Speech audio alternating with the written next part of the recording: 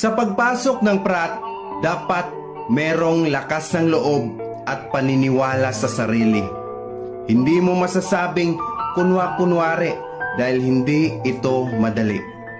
Wala namang negatibong pamamalakad na sinasaluhan ng lahat. At sa bawat Prat, may tamang proseso, dapat tapat. Kung magkakamali man ng iba, sana hindi natin isinasa lahat dahil hindi lahat ng inyong nakikita sa paligid sa mata ng batas ay may sala. Sa panahon noong ako'y inosente pa, noong ako'y bata pa, masasabi ko noon, hindi ako sasali, baka mapapahamak lang ako, wala itong silbing pinapasukan ko.